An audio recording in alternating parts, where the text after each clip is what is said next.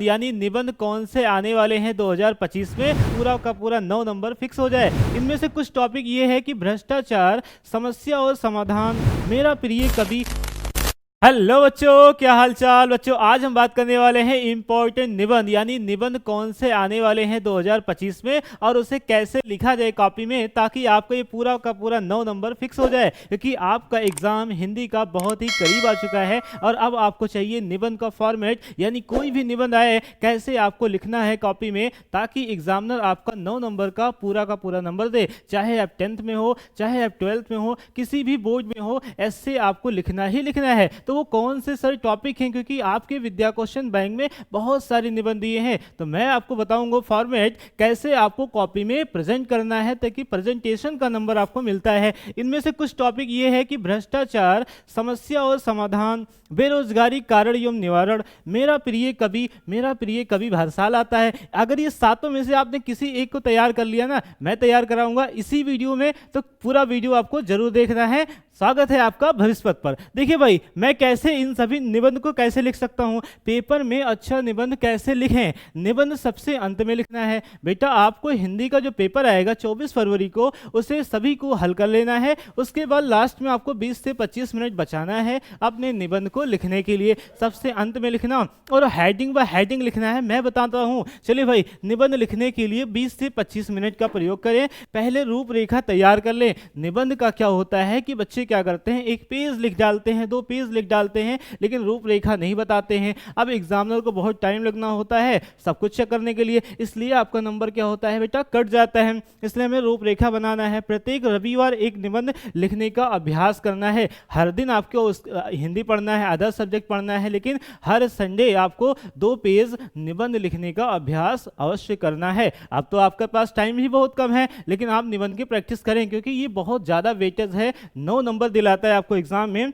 तो कैसे लिखेंगे, तो यहाँ पर मैंने जो टॉपिक लिया है भ्रष्टाचार, समस्या और समाधान, इसकी रूपरेखा लिखेंगे और 5 से 7 हेडिंग इसकी बनाएंगे। कैसे हेडिंग बनती है सर, यहाँ पर प्रस्तावना डालेंगे। प्रस्तावना क्या होता है, आप अंदर निबंध में क्या लिखने वाले हैं उस सभी का सारांश, उस सभी का निचोड़ होता है प्रस्तावना। अभी मैं बताता हूँ, जैसे भ्रष्टाचार का अर्थ है, भ्रष्टाचार के कारण हैं, भ्रष्टाचार के प्रकार हैं, भ्रष्टाचार के दुष्प्रभाव यानी कमियां, उपसंहार ये है कि हमने पूरे निबंध में क्या क्या कमियां देखी हैं, उस कमियों को हमें दूर करना होता है, उस कमियों को स्पष्ट करना होता है चंद लाइनों के अंदर। तो उसी प्रकार से हमने बेरोजगारी पर भी रूपरेखा तैयार किया है। अब चलिए देखते हैं कैसे इसे हमें कॉपी पर प्रेजेंट करना है बेटा।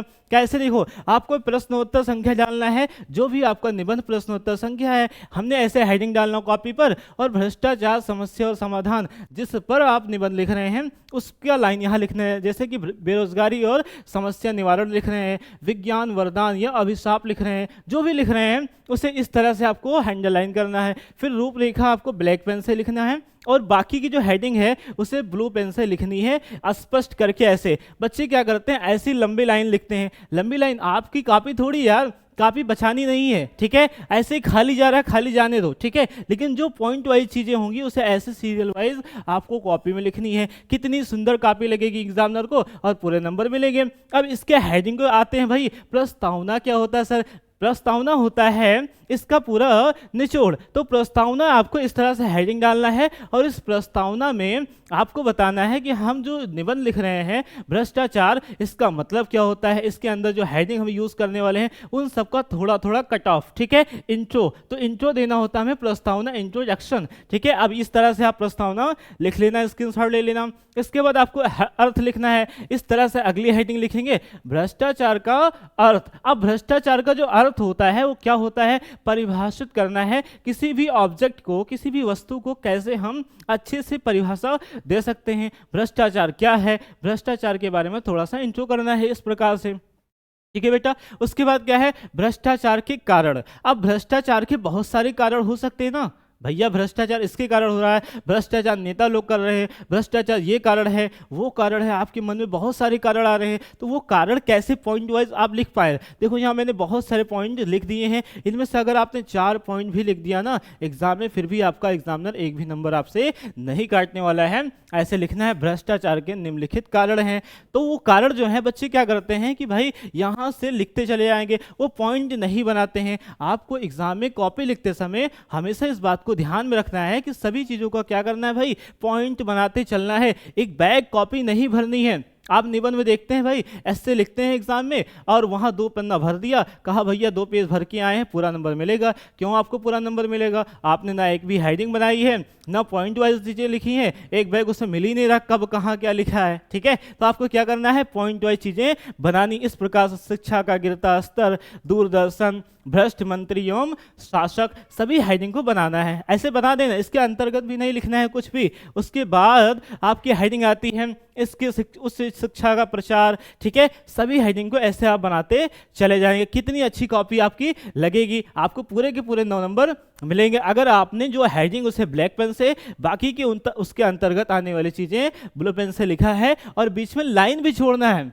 ऐसे फॉर्मेट में कॉपी आपको लिखनी है। आप लोग क्या करते हैं, लाइन ही नहीं छोड़ते। जैसे आपकी कॉपी है, घर की कॉपी है, लाइन खींच खींच बचा रहे हो, कॉपी बचानी नहीं है। कॉपी में जब एक हेडिंग खत्म हो जाएगी तो एक लाइन जरूर छोड़ना है, फिर हेडिंग डालना, फिर एक लाइन छोड़ना है, फिर आपको इस तरह लिखना है। तो कॉपी आपकी क्या होगी, सुंदर दिखाई देगी। ठीक है, इस तरह से आपकी कॉपी भी जल्दी भर जाएगी बेटा। तो यहाँ पर इस फॉर्मेट में आपको क्या करना है, निबंध लिखना है। लास्ट में आपको लिखना है उपसंहार। अब उपसंहार का मतलब होता है कि इसके अंतर्गत जो कमियां हैं उस कमियों का निचोड़ कैसे दिया जाए, उस कमी को कैसे दूर किया जाए। जैसे कि मैंने लिखा है भ्रष्टाचार देश की सबसे गंभीर समस्या है, यानी जो भ्रष्टाचार है इसका उपसंहार का क्या अर्थ होगा, यानी देश की जो सबसे गंभीर समस्या है इसे दूर करना अत्यंत आवश्यक है। इस प्रकार से आपको क्या करना है, एग्जाम में निबंध लिख करके आना है। हमने एक फॉर्मेट बताया आपको भ्रष्टाचार पर निबंध लिख करके, इसके अतिरिक्त जो भी निबंध आता है उसे इसी प्रकार कॉपी में प्रेजेंटेशन करके आना है, तब जाकर के आपको 9 में 9 नंबर पूरे फिक्स हो जाएंगे। All the best. इस वीडियो को पसंद आया तो भाई शेयर कर देना। फिर मिलते हैं एक नए वीडियो, बेहतर वीडियो में। तब तक के लिए आप अपने हिंदी की तैयारी बेहतर ढंग से करते रहें। ओके।